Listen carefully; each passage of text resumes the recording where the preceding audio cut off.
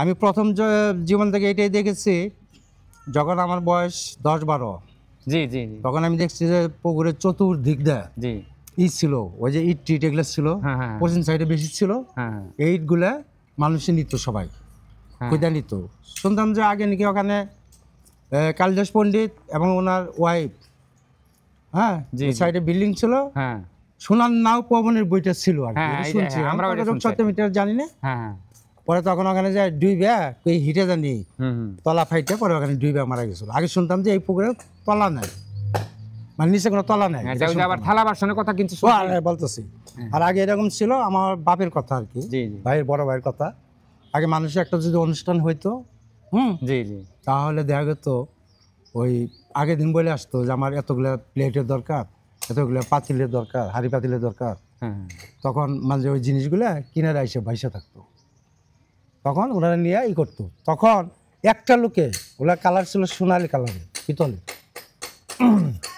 তখন তখন ওই জিনিসটা ওই একটা লোকে নিয়ে একটা চামিচ না একটা কি বাটিতে নিয়ে রেখে দিছিল, চুরি করে রেখে দিছিল। তারপরের দিন থেকে ওগুলো আর উঠে নাই।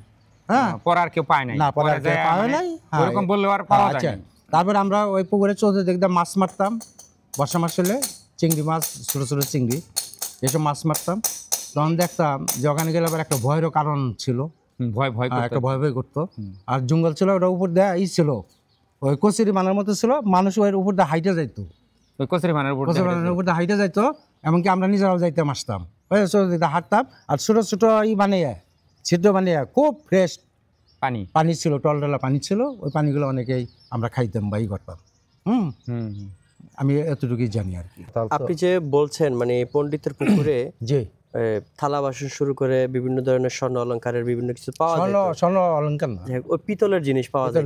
তাহলে ওনার কি কোনো ধরনের অলৌকিক ক্ষমতা ছিল? অলৌকিক ক্ষমতা ছিল। কালিদাস পণ্ডিতের কথা নাকি একটা কথা জানিছিল না, উনি যখন যা বলতো, ওইদিকে একটা পণ্ডিত পুকুরের নাম ছিল কালিদাস পণ্ডিতের, পাউদার সামনে লাথি দিয়েছিল, সেখানে একটা পুকুর হয়ে গেছে বাইটকার ওইদিকে আর কি। উনি তো সনাতনী সম্প্রদায়ের মানুষ। না, তাও আগে শুনতাম অলৌকিক কোন ক্ষমতার অধিকার ছিল উনি, এটা শুনছি আমাদের ভাই বা চাচা আত্মীয় স্বজন মহিমুদ্দিন যারা ছিল, এদের কাছ থেকে শুনতাম আমরা। তখন আমাদের বয়স ছিল পূর্বপুরুষের কাছ থেকে। আজ থেকে কতদিন আগের কথা এটা? যখন আমি ক্লাস 3-তে পড়ি, তখন 60-65 বছর হইতো। হ্যাঁ, 60-65 বছর, তখন ক্লাস 3-তে পড়ি। আমি তো 75 এমবিটি পাস করছি।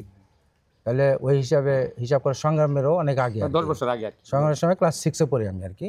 তার অনেক আগেও দেখতাম আমরা ওখানে যাইতাম, মাঝে অনেক জিনিস ঢুকাইতে যাইতাম আর কি।